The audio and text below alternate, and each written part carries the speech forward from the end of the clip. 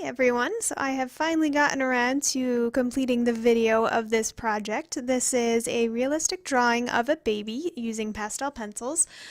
I used Pastelmat in the light gray color. It's one of my favorite papers for pastel pencils.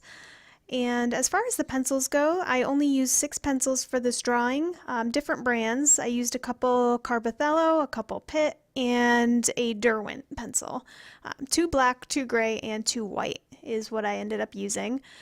For the background towards the end, you'll see me use a black Prismacolor NuPastel, and that's because that ends up being actually much darker than the black pencils and is much easier to get large areas done quicker.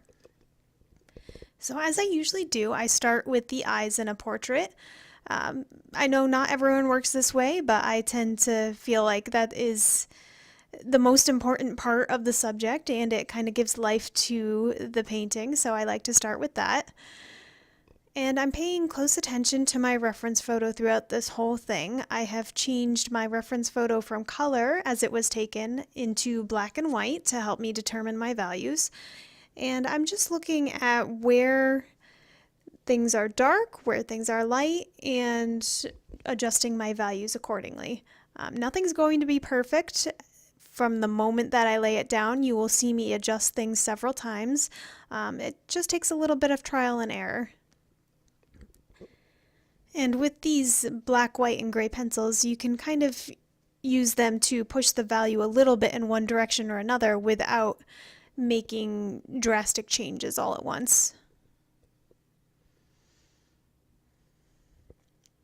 So for the lighter areas of the face, I'm kind of experimenting with how I'd like to do this since this is my first time using pastel pencils for a portrait. So what I started off by doing is laying down the light gray color first, and then I'm using the darker gray. I have a light, a medium, and a dark gray. I'm laying that over the lighter one to make it so it's not that dark of an area. It's much easier to make things darker than it is to make things lighter in pastels. And in some areas where the skin tone is a little darker or the skin tone's in shadow, you'll see me start with the medium or the darker grays as opposed to the lighter gray. And like I said, it's all just trial and error. I do have a scrap piece of paper on my side usually, and I'll test out different when I'm using colors, different colors, and when I'm not using colors, just different variations of starting with the light colors, starting with the dark colors. It's really very useful to have that scrap piece of paper next to you. Just make sure it is the same paper that you're actually using.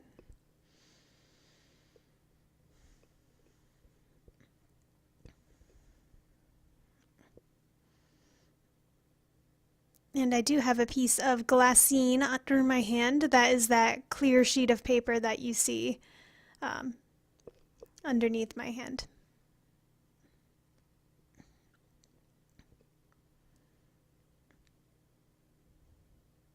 And just adjusting my values as I go along.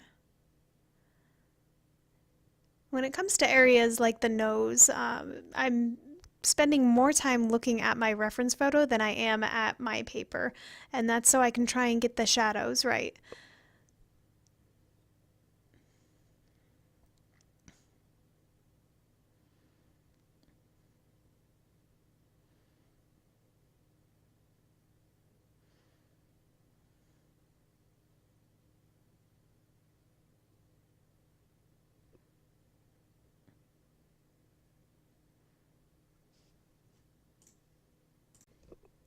So for some detailed areas, like the eyes, I will rely on fairly sharp pencils to draw them. However, for most of this portrait, you'll see that I don't really have a super sharp point on my pencil. I've just used an X-Acto knife to kind of whittle away the wood casing on the pencil so that I can go much longer periods without sharpening the pencil. And it actually helps to cover greater areas at once with it, I believe, because I don't have that just tiny little point. I have a little more surface area to work with. But whatever method works for you, this is what I've found works for me. And now I'm coming back and adjusting some more values around the eyes.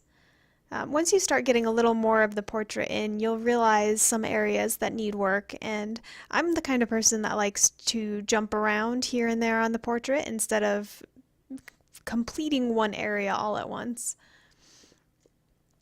So now I'm trying to get in some of the darkest values to better gauge the rest of the values on the face. You can see me bringing in the black new pastel. And I actually used that to darken up some of the areas of the eye as well, because I noticed those weren't quite as dark as I thought they were once I got the new pastel in the background. So I'm now moving back onto the mouth. I'm never a fan of drawing mouths or noses, as some of you who watch my other videos know, so I tend to leave those for last.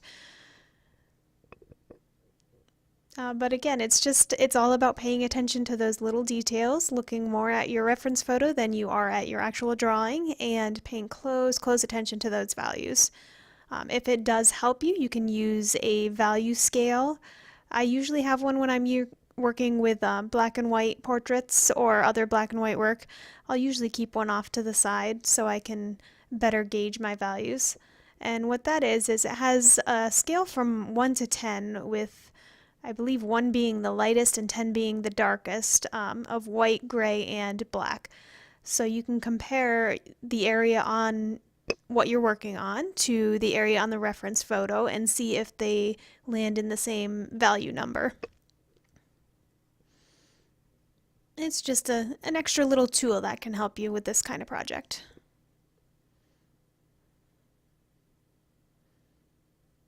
And what you can't really see as I'm working on this portrait is that I do have a piece of, I think it's tracing paper, either that or glassine underneath my hand. I kind of use both of them, and that is just to protect my the paper from my hand smudging everything, because I do tend to kind of jump all over the place in my work.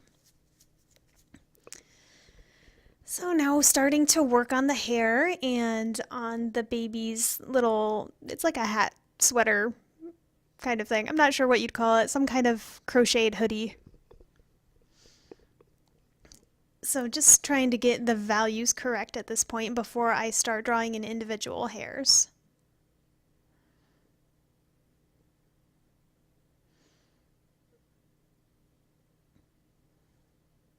And same with the hoodie thing, is just getting the values correct, and then I'm going to come on top with the details as I am now. So this is like a very fuzzy crocheted type garment, so I'm not trying to be like super exact with what I'm drawing, but I am trying to get the general direction of all the yarn and the crochet work. And I'm kind of moving the pencil around in such a way to leave everything fuzzy, because it does actually look fuzzy in real life.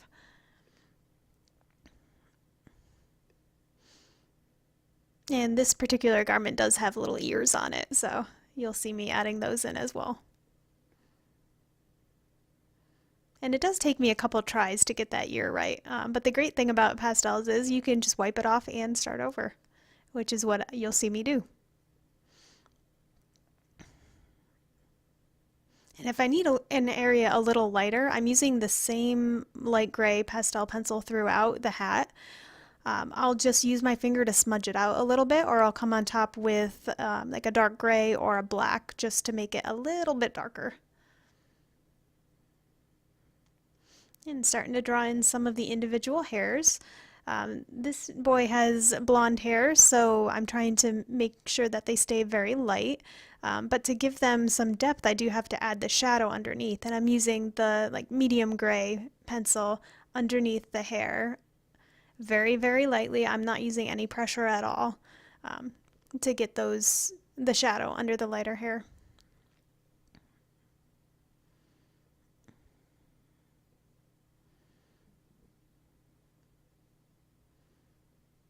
And jumping around again, as I always do, darkening up some of the other values inside that ear. And now starting on some actual hairs.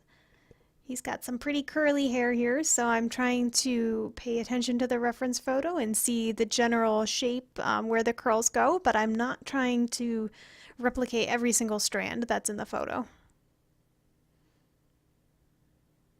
And you'll see me adjusting my values all the time as well. making things a little lighter, a little darker. And I am trying to smudge his hair a little bit into the background to give it a nice faded look. I don't want him to look like he's sitting on top of the background, but I want him to look like he is a part of it.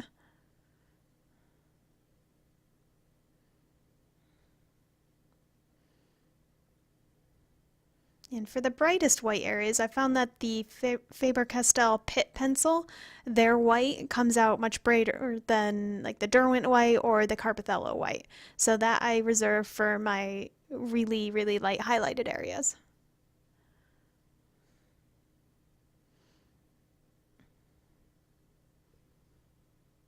And now working on his, I think it's his bib, which is also a very fuzzy garment. So it's not actually that difficult to draw this because you can kind of be really messy with it because it's supposed to look that way. So what I start by doing is again just blocking in the basic values. The lights, the darks, I want to get that right first before I go on top with the texture.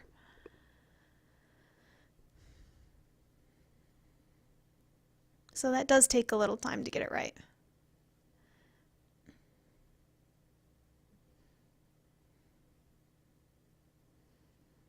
And adding my black new pastel towards the bottom. Again, I want him to be kind of fading into the background, so that's why I did that instead of extending his portrait all the way to the bottom of the paper.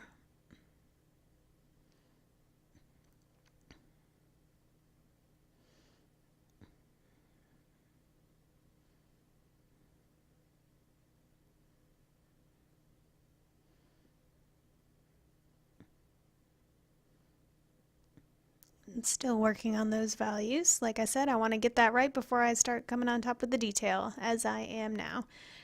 So this just basically looks like a really fuzzy towel. So I'm just kind of twisting the pencil around very lightly, no pressure at all, on top of what I already have. And that actually ended up, I ended up being pretty happy with how that looked. More of the crochet work on his arms, but making sure again that that fades into the background. And you'll see me rework this area a couple times because I couldn't get anything going in the direction that it was supposed to be going. Yeah, no one is going to notice if you have a teeny bit of that off from the reference photo, but I do want it to look like it's going in the same direction. And here is the finished portrait. If you have questions, please feel free to list them below. And if you haven't already, please give this video a like and definitely subscribe if you'd like to see more.